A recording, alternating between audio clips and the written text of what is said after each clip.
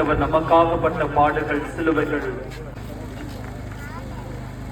இருவரும் சற்று காலார நடந்து கல்வாரி பாதையில் பயணித்து திரும்பலாம். பயப்படாதே. இந்த பாதையில் முட்கள் இல்லை, காரணம் அவற்றை முடியாக்கி என் தலையில் சூட்டிவிட தயாராக வந்துள்ளனர். இந்த பாதை நம் ஆண்டவராக இயேசு கிறிஸ்து தீர்ப்பிடப்படுகிறார். அதோ பார், உன் முன்னால் இருக்கும் மனிதர்களின் உரையாடல். அவன் ஒரு குடிகாரன். குடியினால் வேலைக்கு செல்லாமல் குடும்பத்தின் தோள்களில் கடன் சுமையை சுமத்தும் பரிதாபத்தை பார். இதோ தான் கீழ் பணியாற்றும் பணியாளரிடம் ஓதி வைத்து பிறந்த வீட்டுக்கு அனுப்பி வைக்கும் மனிதர்களை பார். பெண்ணை பெற்றோரின் தோள்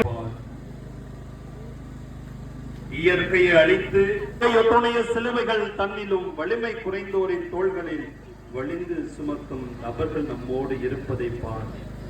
இவர்கள்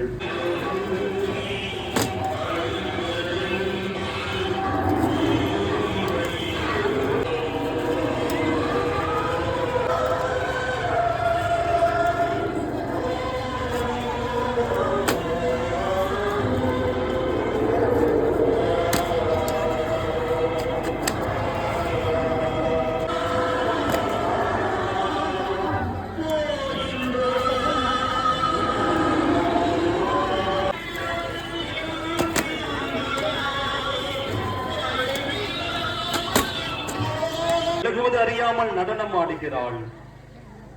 அதோ அந்த பாட்டியை பார். அக்கம் பக்கம் பார்த்துவிட்டு அடுத்த வீட்டில் முருங்கைக்காயை பறித்து மடியில்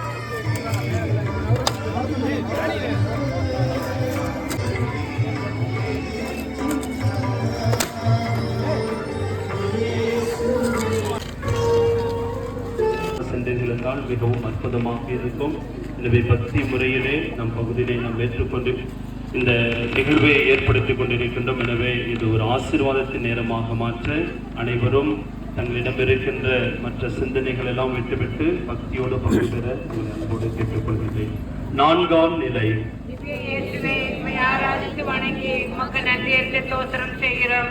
ஏனெனில் புனித பாரமான சிலுவையை கொண்டு உலகத்தை மீட்டு ரட்சித்தேன்.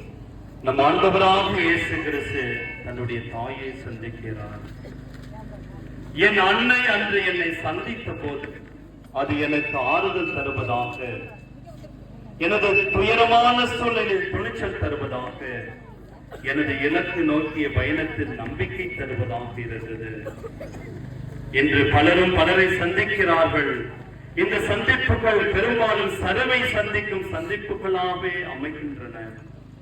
இருவர் சந்தித்துக் கொண்டாலும் அங்கு மூன்றாவது நபர் பற்றிய முணுமுணுப்புகளே அதிக இடம் பெறுகிறது.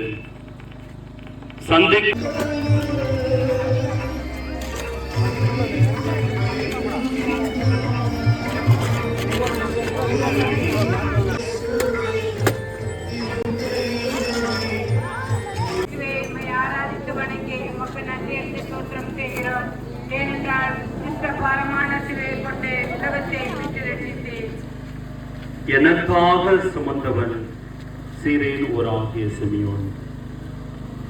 சுமை சுமந்து சோர்ந்திருப்பவர்களே வாருங்கள், உங்கள் சுமைகளை என்னிடம் தாருங்கள், நான் சுமைக்கிறேன் என்று கேட்டவன் என்று என் மீது உலகத்தை மீட்டு ரட்சித்தேன். நம் ஆண்டவராக இயேசு கிறிஸ்துவை வெரோனிகா தன் துணியால் துடைக்கின்றார். தங்களுக்கான மீட்பர் வரும் முகத்தை காண வேண்டும் என ஏங்கி தவித்தனரோ அந்த அழகிய முகம் இந்த மக்கள் மனங்கள் ஏற்கவும் பின்பற்றவும் எந்த முகம் சரியானதாக இதற்கு முன் ஆயர்களும் இடையர்களும் எந்த முகத்தை முதன்முறையாக பார்த்து மகிழ்ந்து துள்ளி ஆடி பாடினார்களோ அந்த அழகான முகம். எந்த முகத்தை பார்க்க வேண்டும் என்று கீழ் திசையிலிருந்து யானைகள் புறப்பட்டு வந்து பார்த்து பரவசப்பட்டார்களோ அந்த அழகான முகம்.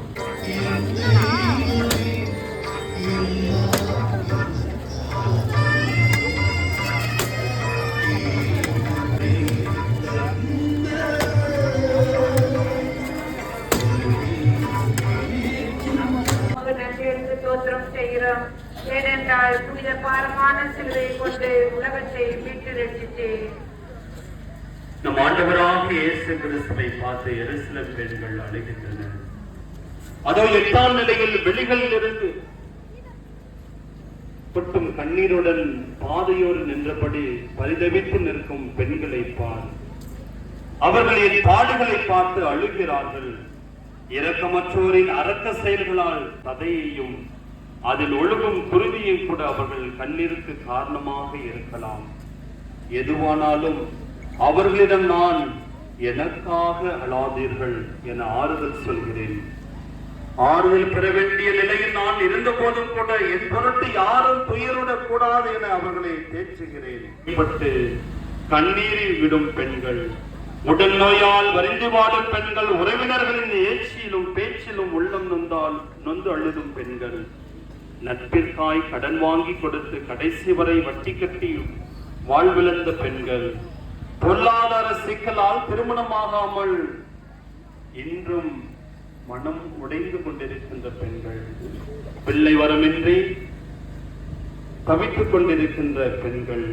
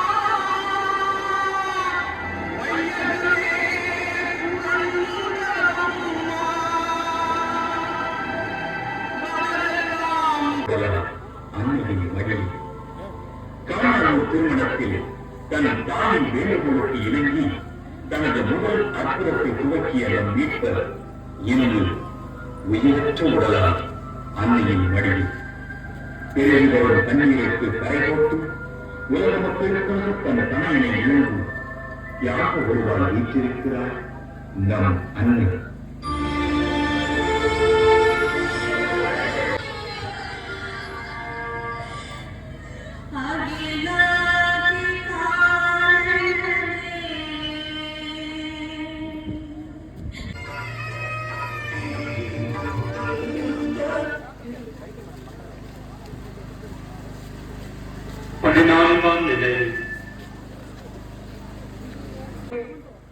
நம் ஆண்டவராக இயேசு கிறிஸ்துவை அடக்கம் செய்கின்றனர். விதை புதைந்தால்தான் விளைச்சலை தரும், வேர்கள் புதை உண்டால்தான் மரங்கள் கனி தரும். புதைத்தல் என்பது மற்றொரு விதைத்தல் தான். இங்கு நானும் புதைக்கப்படுகிறேன். ஆனால் எனது கல்லறை முன் மிகப்பெரிய பாறையை நகர்த்த முடியாமல் நகர்த்தி வைத்து மூடி போட்டார்கள். அது போதாத உயிரற்ற எனது உடலுக்கு ஏன் இத்தனை காவல்? அவர்களுக்கு தெரியும், எப்படியும் நான் எழுந்து வந்து விடுவேன் என்று. எனது பிறப்பு, இறப்பு, உயிர்ப்பு அவர்கள் ஏற்கனவே அறிந்தவையே. பிறப்பையும் இறப்பையும் இறைத்து நம் அனைவரையும் ஜெபிப்பதற்காக நடித்த நம்மளுடைய இளைஞனுடைய வாழ்க்கைக்காகவும் இந்த சிலுவை பாதையில் பங்கு பெற்ற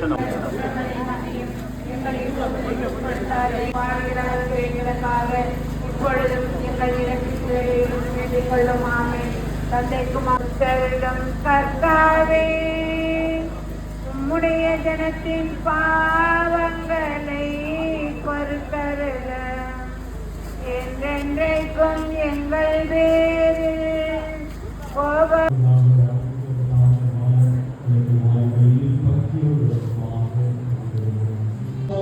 உங்கள் அனைவரோடும் இருப்பதாக